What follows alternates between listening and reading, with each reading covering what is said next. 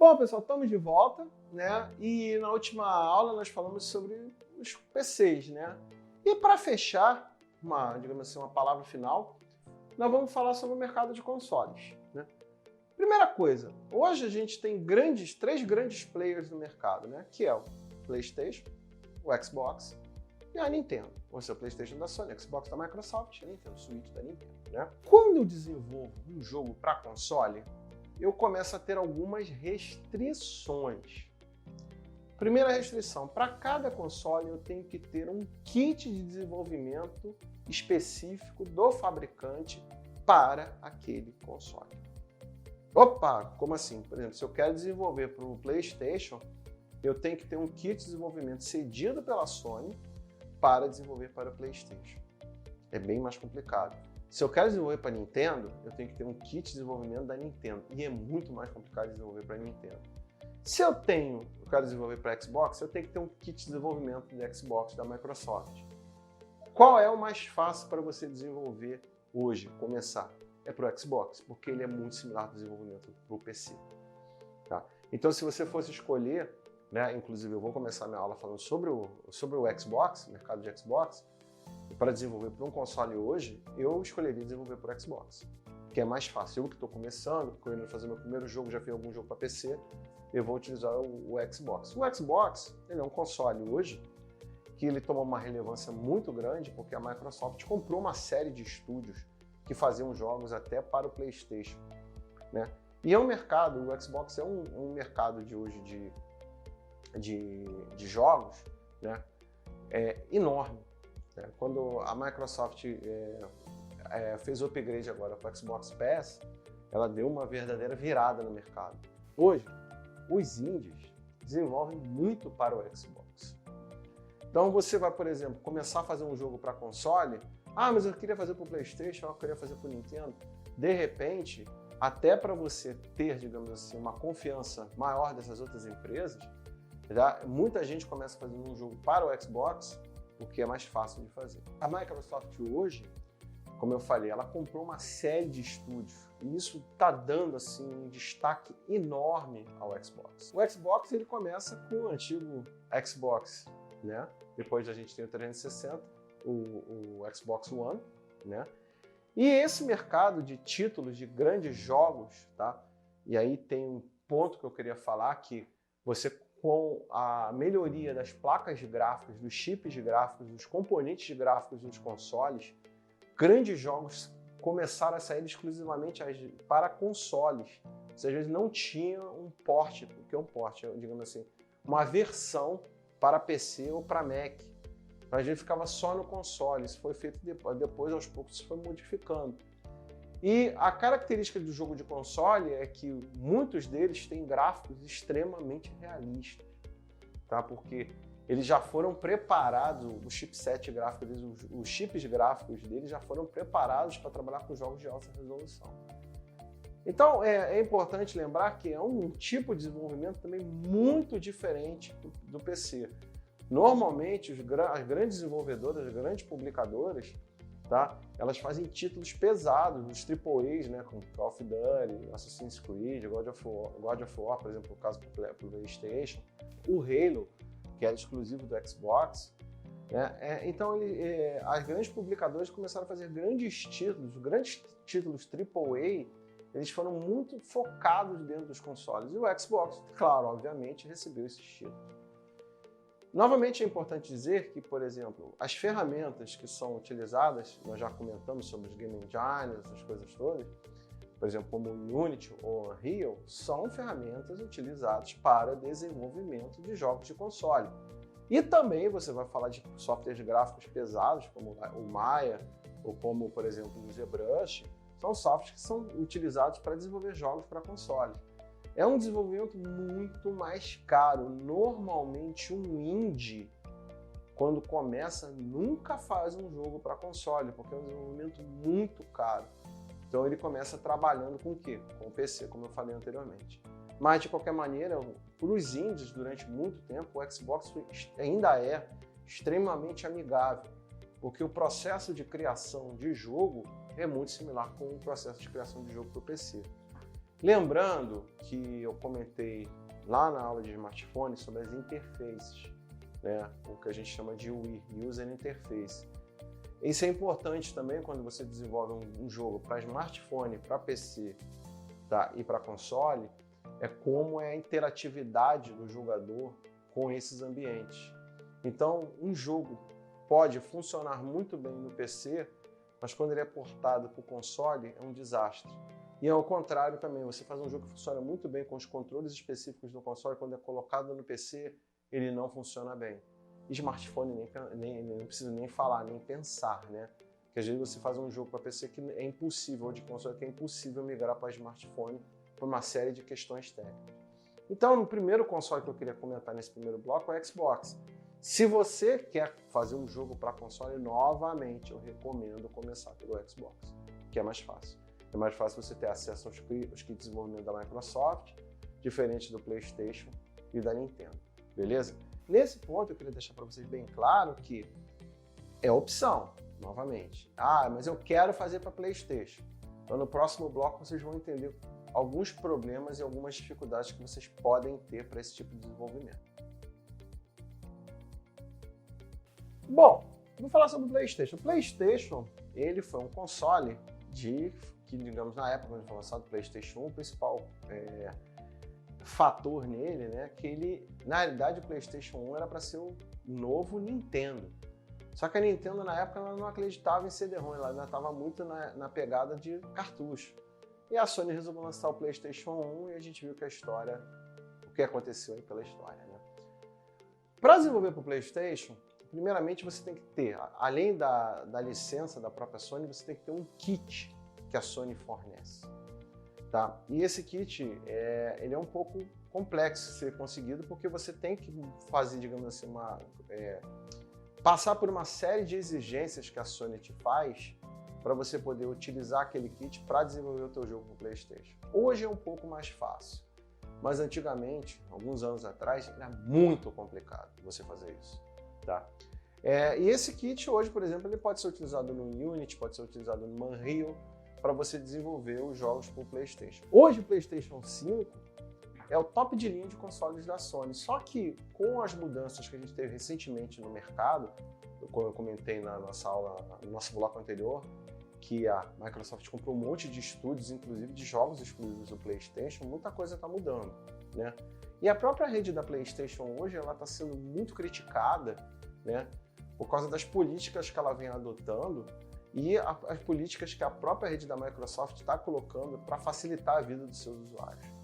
Mas ainda é o seguinte, é um console muito poderoso, o PlayStation, né? E é um console que tem um mercado enorme, grandes títulos ainda estão dentro do PlayStation, né? Agora, você como desenvolvedor indie, para começar no PlayStation, não é recomendado. Você que está começando a querer fazer o teu jogo, desenvolver o teu jogo, não é recomendado, porque primeiro, necessita, digamos assim, de uma experiência um pouco maior e necessita também de um investimento inicial muito maior para você poder fazer esse jogo para um console PlayStation. Tá? Por que você está falando isso, Marcelo? Porque às vezes eu vejo algumas pessoas querendo começar a fazer jogos para console, né? E acabam se frustrando, porque não conseguem chegar a querer, eu quero fazer um jogo para PlayStation 4, 5. Não vai conseguir, é um investimento muito alto, digamos assim, um trabalho muito alto. E esse trabalho junto à Sony também é bem complicado. Então, novamente eu falo, começa de uma maneira um pouco mais modesta, né? E aí até você ter experiência suficiente para você ver se vale a pena desenvolver um jogo para console como PlayStation. Mas é um mercado muito grande. Você hoje compra basicamente os jogos do PlayStation tanto na loja, ainda físicos, ou você compra na própria rede da PSNet, né, que é a rede da PlayStation, né, e você baixa para o teu PlayStation e você joga, né. Agora, um ponto importante que eu gostaria de falar, que eu até não comentei no bloco que eu falei do Xbox, esses marketplaces, tá, tanto da Xbox como da Sony, até da própria Nintendo, você tem títulos antigos que você pode até comprar, mas tem que tomar muito cuidado porque existe aquele problema da retrocompatibilidade, que alguns consoles modernos não rodam versões anteriores do console. Então, tem que tomar esse cuidado também. Então é isso. Basicamente, para você desenvolver no PlayStation, obviamente você vai ter que pedir aquela licenciamento para a Sony e o kit. E eu até esqueci de falar, você também precisa do console para testar o teu jogo, né? Que senão não adianta nada, né? É interessante você também ter o console para você poder testar. Enquanto que você vai fazer um jogo para um PC, você é jogador indie, você basta ter no teu PC, você já vai testando o teu produto ali. Então é uma outra pegada, é um outro negócio, né? Eu queria, já nesse bloco, falar também da Nintendo. Porque da Nintendo, o processo é um pouco mais complicado, né? A Nintendo, além de ter uma série de exigências, ela é bem complicada com relação a trabalho. Você fazer um jogo para, por exemplo, um Switch, né? Você também tem que ter o kit da Nintendo, tem que submeter uma série de exigências da Nintendo, tem que ter um Switch. Você pode até desenvolver no PC o teu jogo, mas você vai ter que ter um Switch para testar, você fazer uma série de acertos com a Nintendo. Para quê? Para poder desenvolver o teu produto para ela. É um mercado também muito grande, existe hoje o Switch, ele é um console que chegou com força total na Nintendo para o mercado, mas eu costumo dizer que para o desenvolvedor indie também é um pouco complicado começar com a Nintendo. Eu novamente falo, recomendaria vocês iniciarem o desenvolvimento para PC. Agora, é um mercado de console também muito forte, gera uma grana muito grande, tá? E aquela coisa, se você realmente for desenvolver, tá, você vai ter que passar por todo, vamos dizer assim, esse estágio probatório, vamos falar assim, para colocar o teu produto dentro de um console desse. Então não é uma coisa simples, ok? Bota na cabeça de vocês que desenvolver para um console é bem mais complexo que desenvolver para o quê? Um computador ou para um smartphone, ok? Então é importante você entender esses graus de dificuldade, até para você, quando começar, como eu falei anteriormente, não se frustrar, entendeu? E desanimar e de repente, não quero mais fazer isso. Então, um passo de cada vez. Bom, no próximo bloco eu vou dar uma palavra final para vocês a respeito de alguns pontos legais de desenvolvimento, de mercado, para a gente fechar essa nossa jornada. Vamos lá! Bom, você chegou até aqui. A gente fez uma grande jornada aí no nosso curso, né? Desde a nossa primeira aula, no qual nós falamos sobre game design, falamos o que é um jogo, falamos depois sobre programação, falamos sobre arte, uma série de coisas. E a gente está fechando essa nossa última aula com o mercado, falando como é que você coloca o seu jogo no console, no PC, no smartphone. Eu queria deixar para vocês assim um recado e um desafio que é muito importante para vocês que querem trabalhar com jogos, tá? É muito legal você fazer um jogo. É um processo que dá muito trabalho, não é uma coisa simples, tá? Mesmo que você faça um simples Pong, até fazer um jogo tipo God of War, existem dificuldades inerentes a cada um deles. Obviamente, fazer um jogo tipo God of War tem milhões de dificuldades, é um custo muito maior. E fazer o Pong também, pequenininho, tem suas dificuldades. Uma coisa que você precisa pensar nessa história de você trabalhar no jogo é que isso é um produto, isso é uma coisa que vai ser vendida. Você vai ter gastos e você vai ter lucro, você vai ter que realmente amortizar isso. Por que falar desse papo para vocês? Porque jogo é uma grande indústria, você fatura bilhões de dólares, como todo mundo fala em revistas, em jornais, reportagens, em sites. Mas é uma indústria que ela é muito diversificada. Às vezes, em vez de você trabalhar diretamente com o desenvolvimento de um jogo, fazer um jogo seu, você vai trabalhar para alguém. Você vai fazer um jogo específico para uma empresa, você vai fazer uma tarefa de gamificação para uma empresa. Procura no Google aí o que é gamificação, né? Você vai até programar para alguma outra empresa, ou então você vai fazer um jogo mais simples para um cliente, para vender um produto dele, chamado Serious Games. Você vai fazer um jogo educacional para poder ensinar matemática, ensinar português ou ensinar alguma coisa específica. Ou seja, jogo é muito amplo. Não entra naquela história que eu só vou fazer jogo e pronto, eu não vou fazer mais nada. Não, você vai trabalhar com jogos, vai fazer jogos e vai fazer serviços ligados à área de jogos. Então, é importante você, desde já, escolher sua profissão dentro da indústria de games e saber aproveitar as oportunidades que essa sua profissão possa lhe dar. É muito importante isso, gente. Eu acho que você que está começando agora está pegando um cenário muito melhor do que há 10 anos atrás, há 20 anos atrás. Hoje você tem muitas ferramentas que facilitam o teu desenvolvimento. Hoje você tem muitas oportunidades de colocar o seu jogo no mercado. Falamos aí do itch.io, falamos do GOG, falamos da Google Play, falamos de uma série de coisas, né? Mas hoje fica muito mais fácil você fazer o seu jogo e botar o seu jogo para o mundo.